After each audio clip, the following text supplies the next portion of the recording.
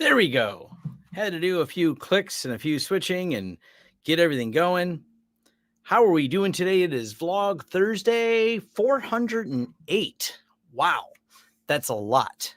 And I will be talking about a few things, including this first comment about Hex OS. Yes, I signed up for the beta. More on that in a moment. Where and when and where to find Tom. Let's actually, I was running down here because I'm on the edge of getting things done at a proper time. Essentially, though, I have a bunch of tree people that came and showed up and are cutting down trees in my yard. So I've been going back and forth between the live streams I had to do today, which this is, by the way, my third live stream. First one on my channel, but I did two other live streams, one with ConnectWise, one with Ninja One, and now I'm here. And I have a video I recorded this morning that'll get published today as well. So it's been a fun day. My voice, someone commented when I did a live stream at night, Tom, your voice sounds different. Are you under the weather? No, this is after almost 5 continuous hours of talking. This is what happens to your voice. So I will sip a little water here. All right. Agenda. I will be at IT Nation Connect next week. I have a couple talks I'm doing there. I'm excited. And if anyone's curious if my slides are done, they're not. So I will have my slides done soon. So that's definitely a thing. I didn't buy the tickets yet, but I should probably do that today or tonight. I'll make a reminder for myself. MISecCon, which is the Michigan Security Conference in Lansing. Let me pull that one up real quick. So I plan on going to that. So let me give you the dates and details because details matter in case anyone wants to say hi to me there. Make sure I got the right one. That is going to be on November 22nd, 2024 in Lansing, Michigan. So if you're a Michigan person and you're interested in going, it still says tickets are available. I'm pretty sure. They're not sold out yet. So I will buy one. Hopefully I'm not cursing myself here and selling out before I get it. I don't feel like putting my credit card in and all that stuff while you guys are watching. I mean, I could just blank the screen, but I'm not going to. I'd rather talk to you folks for a little while and we'll talk about things. And this is the October 31st. So happy Halloween. And because ConnectWise was a sponsor, also shout out to ConnectWise for sponsor and everything. This is the end of the October sponsorship with them. And it's been kind of cool. I think probably in our socials, Matt can confirm this.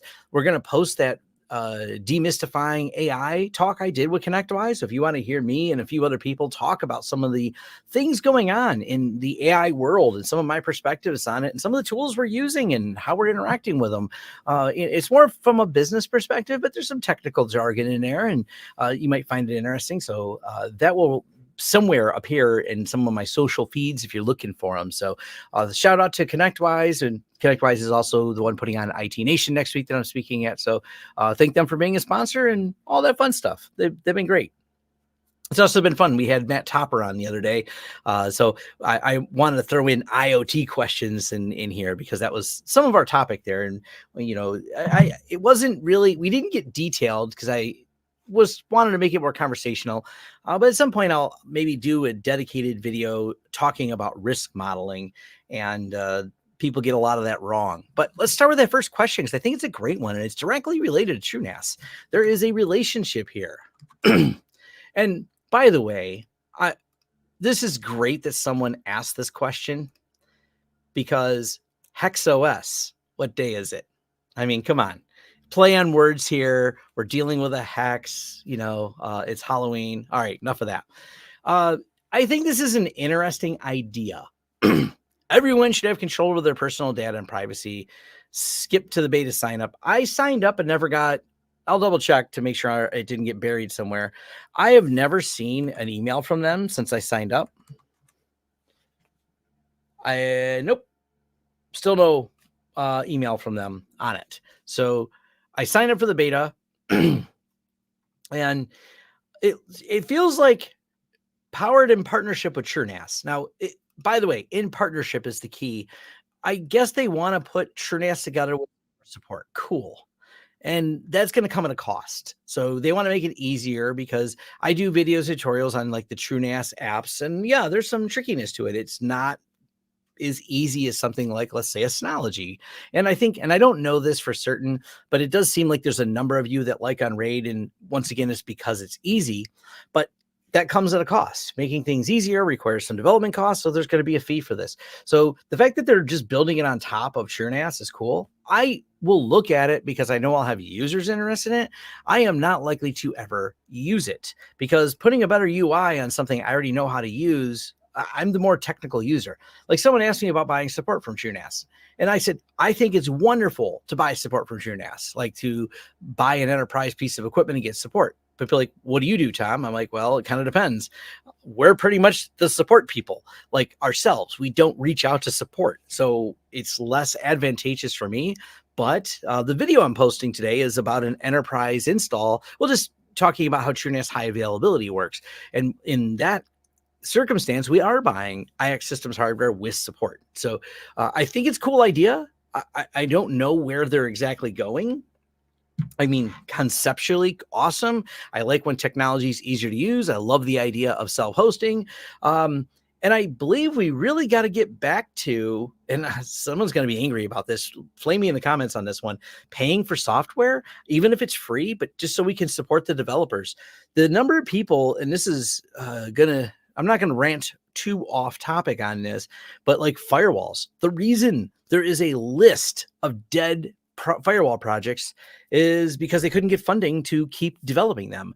And Netgate is one of the only open source companies out there. And someone's going to say, but they're not fully open source because they didn't give me the build scripts. They're as close to open source as you can get with a firewall right now because it's just the way things are. All the other ones that were doing it all for free and giving it all away have just kind of faded away into the distance.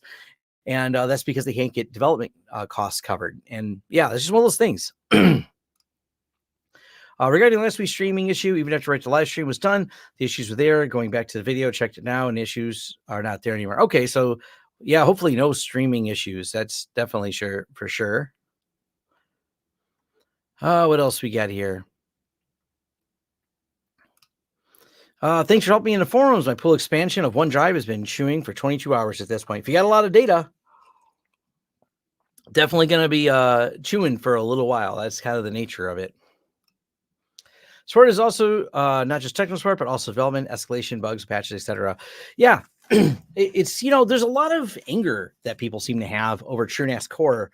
And I'm like, what do you want them to do? They have, IX Systems has a business model by which they sell IX Systems hardware. And you can only sell so much hardware to make money. And by the way, hardware is one of those things that if you mark it up too much, look at Netgate, for example, the community will scream and yell and go, oh my gosh, they tried to make margin on hardware. Can you believe the audacity of this company trying to make margin on hardware to use it to develop their software? What kind of awful people are these? And it drives me a little nuts because I'm like, having been in and been an open source advocate, in early Linux user, dabbling in it in the 90s all the way through, I've just watched all the projects go away. And these big, large companies are much more the problem than you end users. Don't get me wrong. I'm not blaming end users as much as I am blaming the Amazons, Microsofts, and Googles who could scratch off a little piece of that pie on top. Like they could probably give 0.5% and fund a massive amount of them. Now, some of them are funded by these large companies, but not at the rate they need to be. And especially when you get to a specific project like TrueNAS or pfSense, you're talking, it's not an easy funding model. And like I said, I'm not trying to just rant on it, but it's just kind of the reality of how things are. Back to the topic, though, of people being mad at IX Systems, the FreeBSD support is very limited. And the problem is there's not enough FreeBSD developers upstream to build TrueNAS Core on. So they flipped it over to TrueNAS Scale, being Linux. And I don't know what to say. I mean, people are like, oh, they're abandoning it. And someone said they're going to fork it. I said, fork it all you want. I don't think the problem is forking it. The problem is developers. If you have a bunch of developers in your back pocket, don't fork it. Just contribute back to IX Systems. Call them up and say, hey, I've got this entire big group of BSD developers that seem to have a lot of extra time on their hands. The number of people calling for a fork really confused me. I'm like, who's forking it? Because they're not saying don't work on it. They're kind of saying Do you want to work on it? And that's how a lot of this open source is. There's a lot of these things that are just can be developed. It just needs more developers. So it's not a matter of project management. It's called project funding. In the days of the earlier days of life, I think a lot of open source was developed because people had some extra time on their hands. They like contributing to it.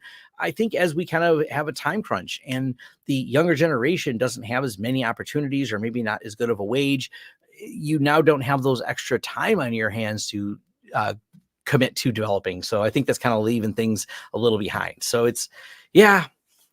So it is definitely an issue. And awesome to see Xavier here. So happy Halloween to you as well. Always wonderful hearing from you. I think we interact occasionally on Twitter, but maybe we should BS sometime. I said a couple of times, and I just haven't gotten around to coming out to your side of the world. For those of you that don't know, Xavier's a longtime friend. We used to do some videos about hacking and stuff together, and he's still hacking. Don't get me wrong. He's actually reverse engineering all kinds of fun things and doing bugs and all those fun things that Xavier does. He's doing it on the other side. He's originally from here to Detroit area, and now he's on the West Coast. Still hacking away though, doing the fun stuff, finding the bugs. The issue with IXA and BSD is now there's even less BSD devs. I mean, yeah, there is, but if you can't sustain the product, you got to move to where sustainability is. So now they base on Debian, and that's where the sustainability is basing on Debian. I get it. I did mention whenever my video today goes live, one of the things I do comment in there is that the TrueNAS scale roadmap has changed. That is one of the problems because it was going to be a scale out architecture with TrueNAS, and Gluster died. So now it's not a scale out architecture because they haven't announced any replacement for it. So there's not like a timeline. I mean, is it called scale still? Is it still scalable eventually? Sure, probably. I don't know when that's going to happen. There's just no timeline for it anymore. Same thing with the Kubernetes that has been removed. I'm actually excited they removed it because this was kind of a problem, was having Kubernetes in TrueNAS also caused the problem of, I actually showed it in my live stream of how much compute resources we're doing. And it was like one of those things, it's so much less processor intensive, and there's nothing wrong inherently with Kubernetes. It's just a layer of complexity. Now, Kubernetes makes sense if you were trying to build a scale out system where I want to cluster together under a common storage, like Gluster, like a clustered file system, and then have Kubernetes talking to it. And then I can have like 4 systems, and Kubernetes is great for that. There's a reason large scale companies such as Google run Kubernetes, because it kind of lets you build this large architecture and you can define all of your stuff and orchestrate all your container management through that. And that's good when you need that level, but you don't necessarily need it all the time. When home users want to use Kubernetes, I always ask, are you doing it to learn? That's a wonderful reason to do it, because maybe you want a job doing Kubernetes, you're just curious about it. But if you want a very nice, upgradable, stable system, straight up Docker is awesome. It works better with less complexity. So now that TrueNAS has kind of pared it down to going, we just use Docker, I think that's a lot better.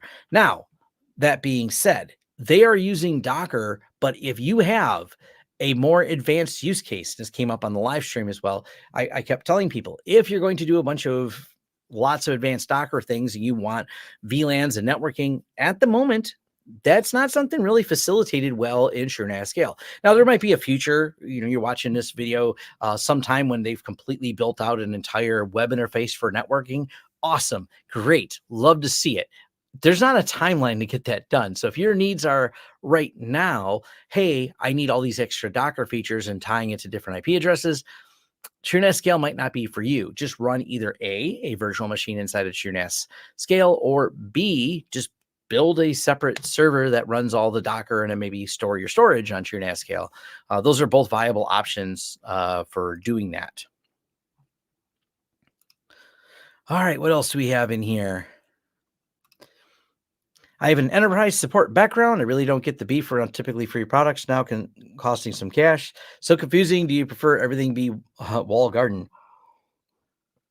Yeah, there's just a lot of home users kind of complaining, and you really look at it, the ecosystem has changed so much. There's just not there's not the number of free projects out there. There's a bunch of small ones, but like the big projects, the appliance projects, the TrueNAS, the PFSense. I mean, you look through the list of firewalls. I think I probably have that list somewhere. Let me find it real quick. This is a fun list. I mean, it's wild to go through open source firewall history. Let's share this on the screen because I think this is just one of those things that let me answer a couple more questions and I'll pull that up.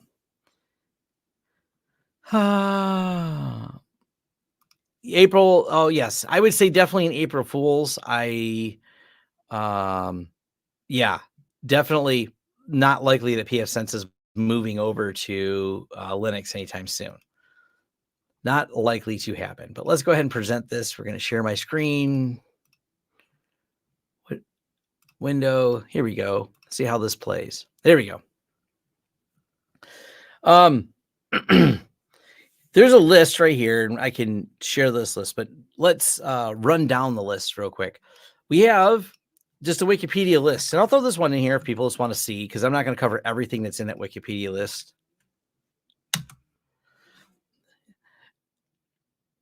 And once you go from there, you start talking about IPCOP. The bad packet start here started 2001, ended 2019. That one actually lasted quite a while. Smoothwall started 2000, ended last download for Smoothwall was 2014. Only has one supported on their Buy Me Coffee. So Smoothwall was actually pretty cool. I remember Smoothwall.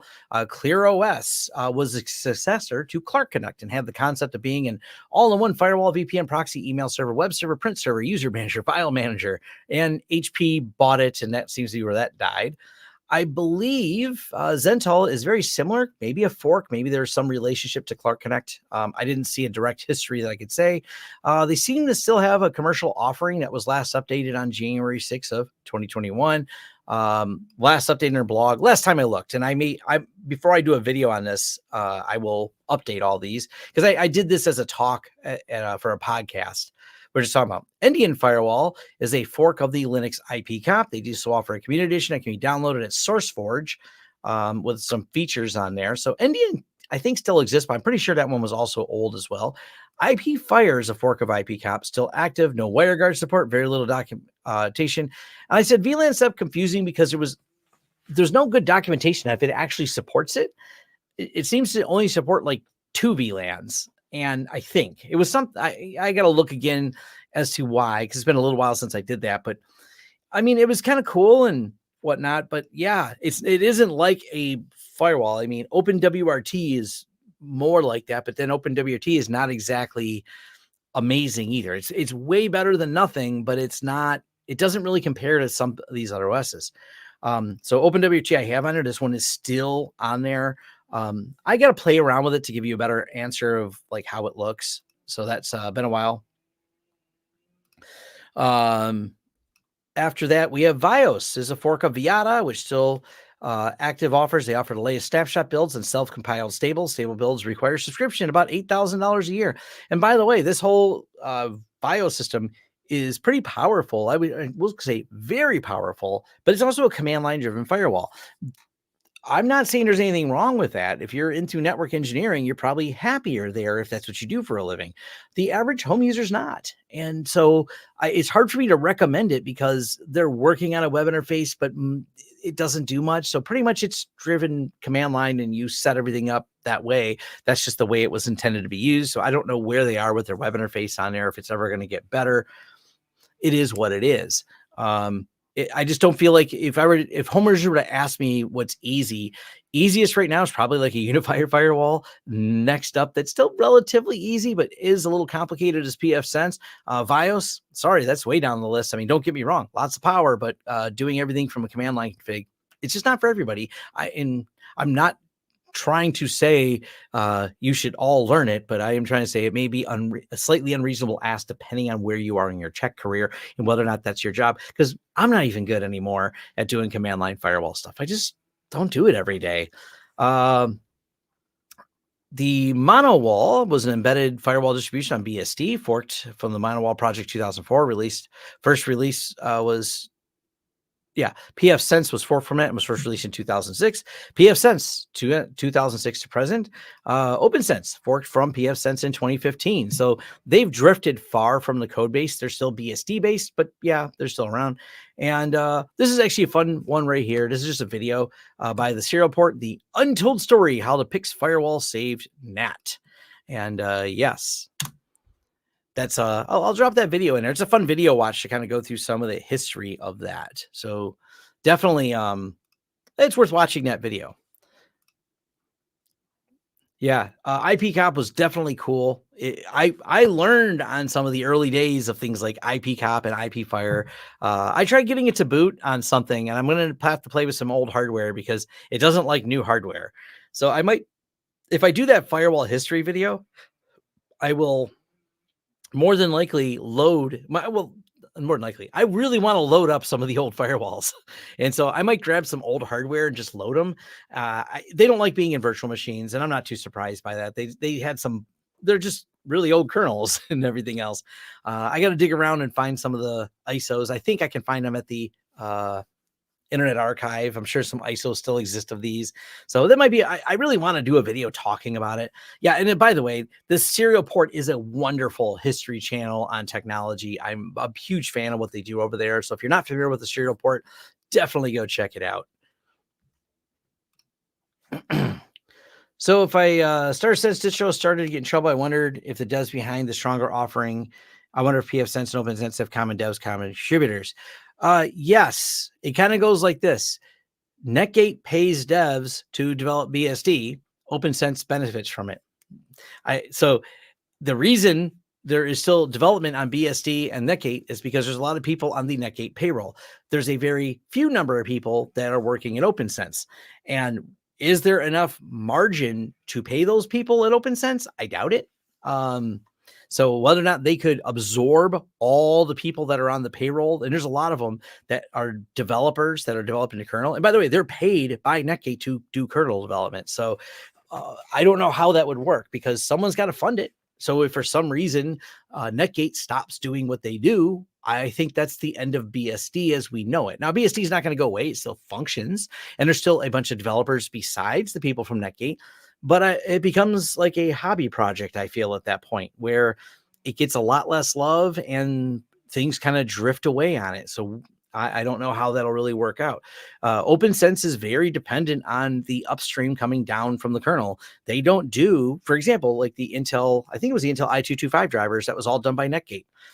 There's nobody else, there's no people writing drivers like that inside of the OpenSense that I'm aware of. So what happens when there's the next model of network card that comes out? If no one ports it over to the free BSD world, I guess it just doesn't get support if there's not developers. So that's kind of that's going to be how that sucks. Hey, thank you very much. I really appreciate the donations. Love sharing all and dropping all the knowledge on here. So yeah, absolutely. So Netflix, this is where you have nuance. So yes, Netflix is a big contributor to BSD. Netflix contributes greatly to all the things they need in BSD, which because of their use case, they contribute to their use case. Their kernel tuning and lots of things are really great. So contributions back are, just for the way companies do this, they're generally self-serving. They're going to focus on the aspect of the OS that they want to contribute to that's for them. By the way, like people like Clara Systems and who's partnered with, I believe Clara Systems, who's partnered with IX Systems, are big code contributors upstream to specifically ZFS because they both work on storage. So it's kind of like Netflix isn't necessarily worried about your ability to use the Intel i225 drivers. And the folks at Netgate are, because that is a popular chipset. So they wanted to make sure these more popular network chipsets. If the only chipsets Netflix uses are these faster 100 gig ones, they probably contribute to that to make sure that their support, so their boxes work. But a lot of the stuff they're doing is kernel tuning and specialized multi-stream, like data streaming, kind of related to how you serve up Netflix data for video. So a lot of what they're going to contribute back is more about that.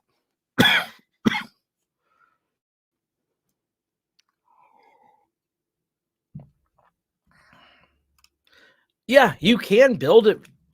Same thing goes for Linux. You can build a firewall from the command line.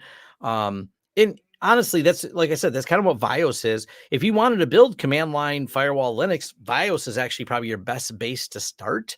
But yeah, OpenBSD and using PF, not a bad idea either.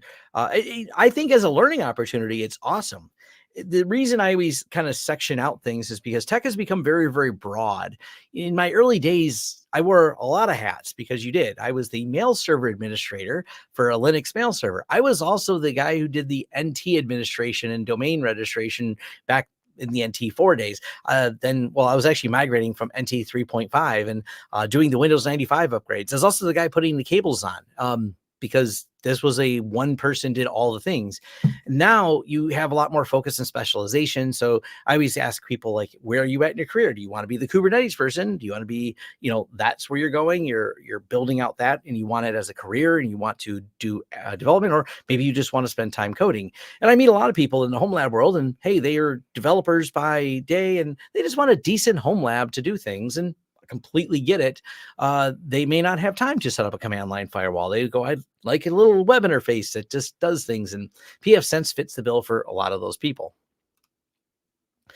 Linux had IP masquerade before PIX, but its intended purpose was more to avoid extra internet fees to save the internet. But I suppose PIX was a commercial large scale. Yes.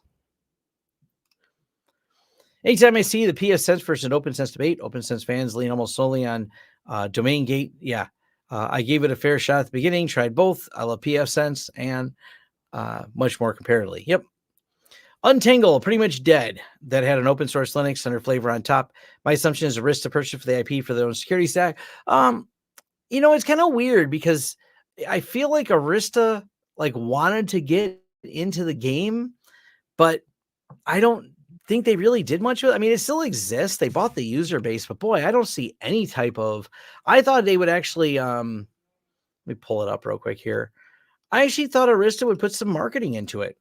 Nothing. Matter of fact, because I was an Untangled reseller until I just kind of canceled my subscription to it. Because there's the reseller subscription is like $200 a year to become a reseller. I went through their program and did it in the early days, but man, there's just nothing. Like, when was this video posted? I'm curious. I didn't even know if they put a video on there. 4 years ago. So yeah, to say that this has just become static. I mean, the video here is 4 years ago. Is there any blog posts or anything? Nothing other than the rebrand. And if you hit anything, it actually lands you, it redirects you to the Arista page. Edge threat management. It says leader 2023. Well, that's because they're Arista. They've been around. But I don't know if there's any updates or anything at all. Resources, contact us, solutions. Do they even do a blog? I don't see any email. I don't get any marketing emails from you. You'd think a company would try to get me back on a reseller program. Like, hey, Tom, we'd love. I mean, there's enough other companies doing that. I'm surprised they don't. So I kind of think they've just kind of let it flounder. Like, they have the user base they have. I've not seen them at an event or anything.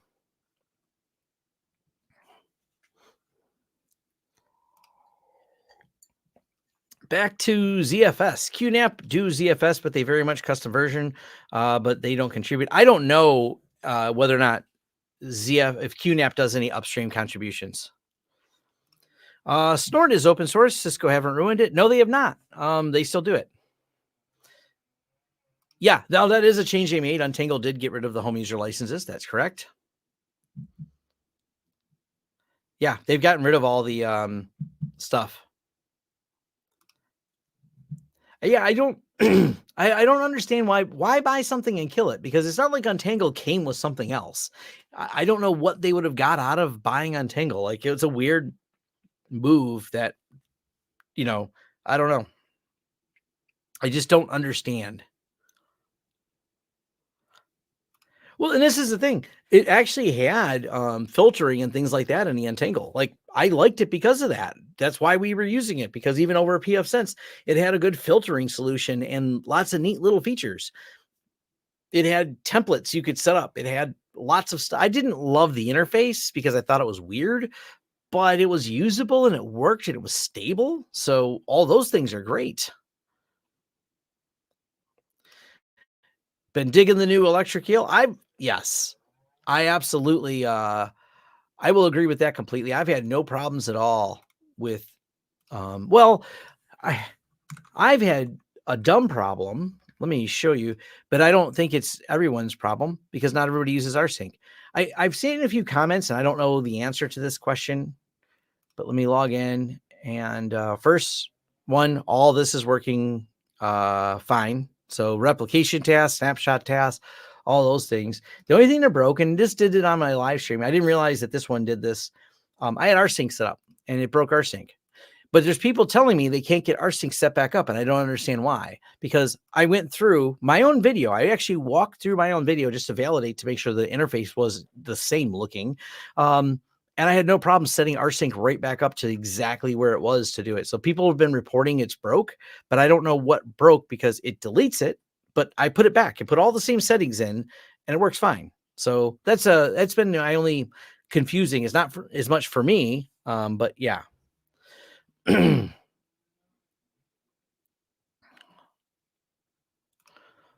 Yeah, Untangle's policy concept is interesting. The way you can build policies and tag things, I thought that is kind of cool.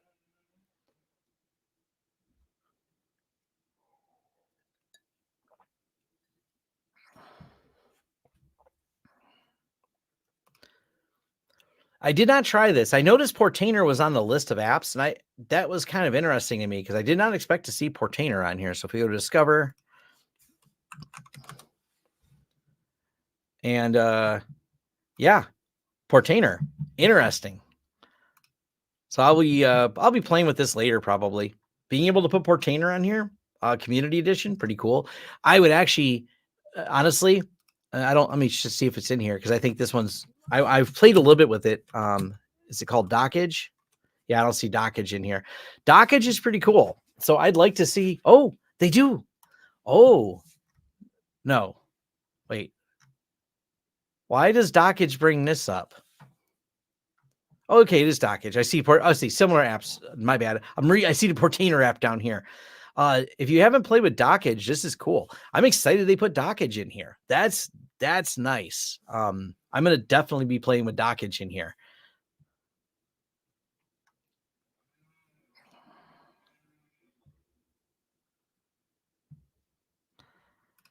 I don't have a solution for the True Chart replacement,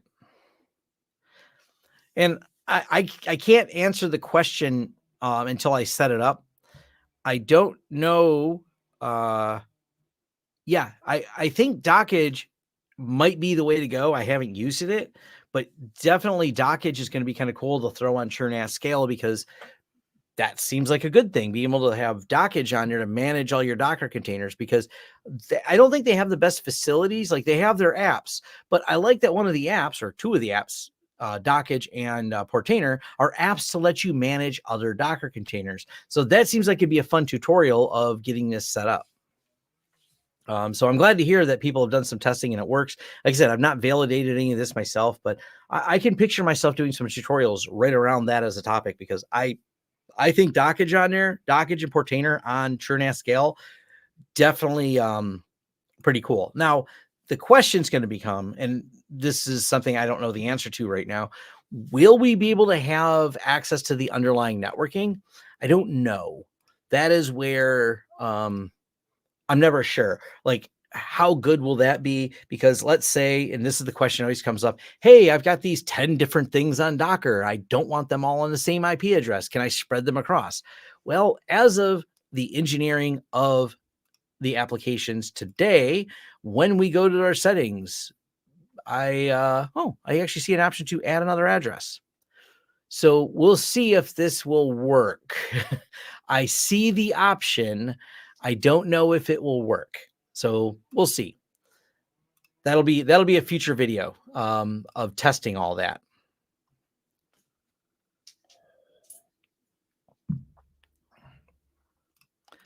Both the networking and TrueNAS and Synology, not brilliant. Yeah, there's a little bit more trickiness to it. It's kind of one of those things, like it's not their core function. As I demonstrate in the other video that I have, which actually looks like it's published and going, but it's how does TrueNAS high availability work? And I explain that in that video. One of the things I comment on is the TrueNAS. When you look at the high availability servers, the TrueNAS Enterprise Edition, you're thinking, oh, how much different is it? How much based on TrueNAS it is? It's pretty much TrueNAS. It's the same interface. Everything's the same, except the apps is just missing. They don't put apps in those. And we don't put apps on the servers of our clients when they're dedicated storage server. So first and foremost, the TrueNAS is an NAS. It is truly a NAS. It is not really as purpose built for anything else. It has virtualization. It has application. It doesn't really focus on them. Virtualization has always felt like kind of a bolted on add-on for it. And yeah, it's not, I wouldn't say it's amazing on there. I think someone told me Jeff from Craft Computing recently did a video on virtualization. I've done one before too, and I told people it runs a VM. It's okay. It's not amazing. It'll work. But yeah, one of those, so some of those challenges you run into. I do think Synology, on the other hand, is a lot more than a NAS. There's no doubt when I look at something in Synology, uh, Synology can do so much more. I mean, not just they got the container manager, which is cool, but their active backup and hyper backup, the fact that they can back up like all of your data like they can without licenses blows me away. Like that is a huge feature. We sold a few of these to some big companies that back up their entire Office 365 instance. I back up all of my Google instances with Synology. It just works, and it works really well. So definitely a big fan of that.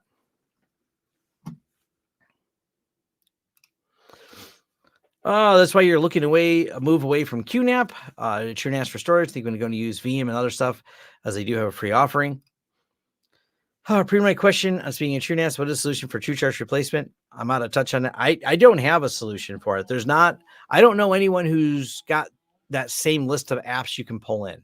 So I don't have because they were pulling in what they called Helm charts to Kubernetes, and they're not doing that now. So I don't know of any answer for that question.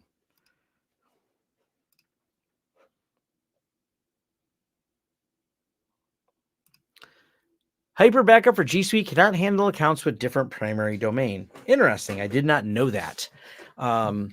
Because my primary domain is lawrencesystems.com, I have numerous other domains, but they're not set as primary. So I guess I've never tested that. Interesting. Did you message them on that to confirm that's true? Because it's not something we have a lot of people with secondary domains, but it's not been an issue because they're all secondary domains that you can email. I have them all. Maybe it's how I have them set up. So I own just a few other domains that I tied. I used back in my early days when I was a mail server admin, all the way up till 2016. I ran some of my own mail servers. And I kind of said, why am I doing this? This seems like a lot of work for no good reason. So around 2016, 2017, I started shutting them down and decided just to put everything. I took all those domains and put them in a G Suite and never looked back. So nonetheless, what is your thoughts on TrueNAS iSCSI performance? I think it's great. I don't use it as often. I do use it from time to time, clients mostly that need it. I have back in my gaming system that I have, which I have no gaming system at all anymore, other than my little handheld Pocket Retro. But I did like it for tying iSCSI to my gaming system. I did a couple of videos on that, or how to run your Steam library off of iSCSI in Windows, and just to test it, it actually worked quite well. And I still have a big iSCSI extent with all my Steam games on it, but I haven't done anything with it in a while.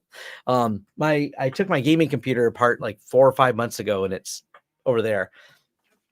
You can tell I don't play games too often.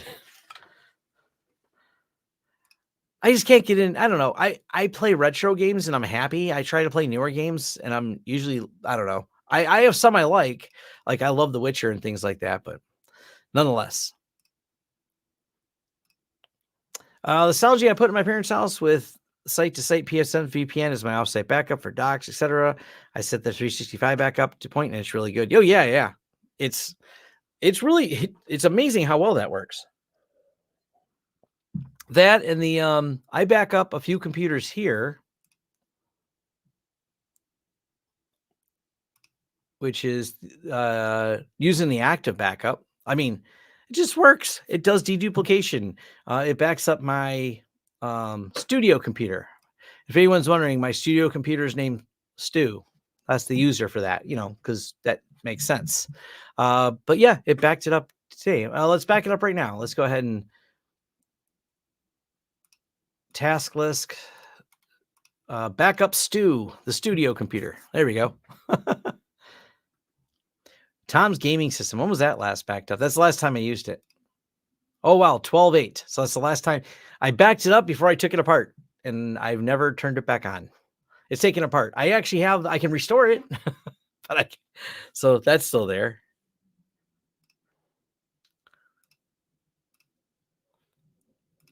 28%, 33% is almost done.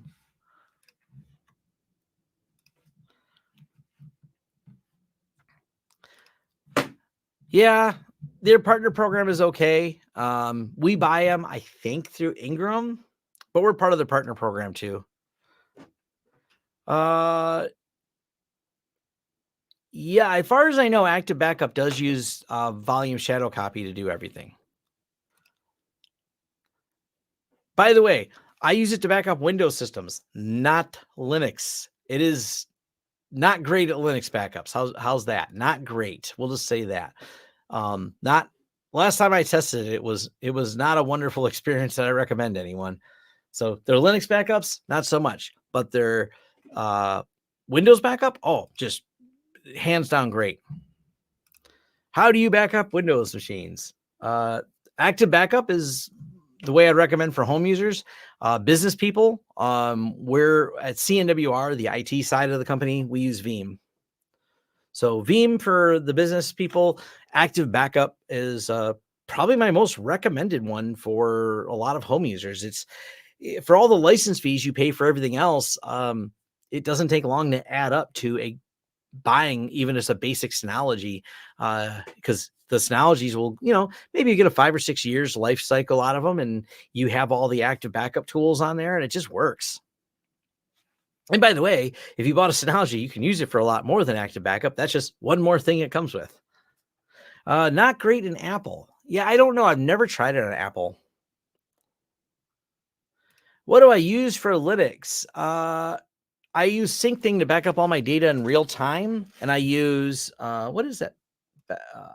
Hold on. What is the backup tool called?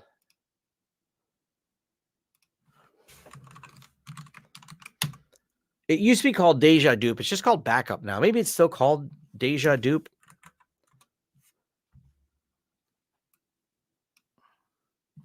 Find it real quick.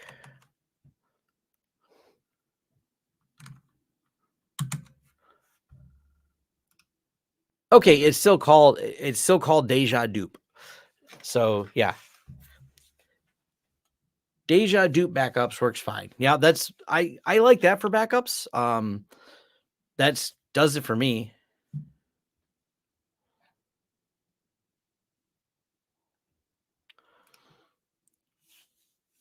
You tried it on a MacBook M1. Interesting. I do have an MacBook M1, but I've never tried this Synology backup. I just use SyncThing to sync everything.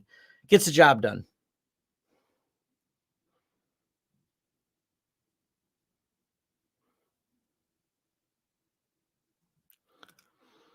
So your school's firewall, and you're using the Arista box. I'm assuming formerly Untangle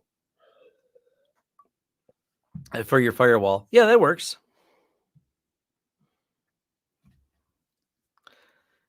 Yep, absolutely. Like I said, as we mentioned earlier, just kind of weird. Kind of weird that they abandoned that over at Arista. Is what it is. But I'm going to wind this down here. My voice is getting to the end of the day. I'm going to go say hi to some people for Halloween. I got to drop some stuff off and do a little trick-or-treating. and chill out. I am exhausted for today. um,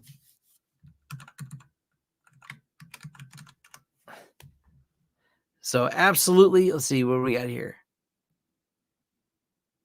All right, cool.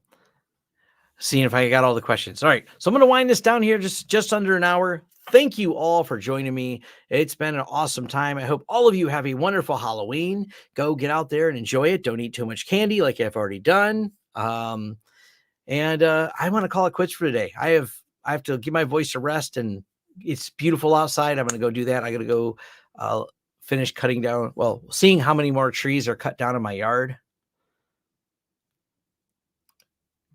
I will share this because I always will do a little off topic. If you're wondering how big the trees are in my yard, this tree got a split in it, and so it's dead, and we got to take it down. So yeah, that's how big the tree is they're cutting down, and this one died, so this one's got to come down too. So that's what I've been going outside and doing. Oh, fun times, fun times. I'm somewhat tired because I also had to. Before I did that, we had to buy a bunch of wood and build racks to hold all the wood from chopping up the trees. So yes, I've been building racks for logs, but not your syslog logs and not your racks for servers, but racks to hold wood. That's all going to come down. Yes. So sometimes I do lumberjack stuff. Just it's a different type of log management. But look at how nice these racks are where you're going to put all the wood on. Yeah, me and my neighbor. We got these built across a couple of our yards, and yes. Fun times for sure. Okay. I don't know about jack of all trades, just sometimes got to get things done. And yeah, definitely it's a different type of log management. Very manual. Those bricks turned out to be really heavy. So, all right. Thanks everyone for joining. Take care.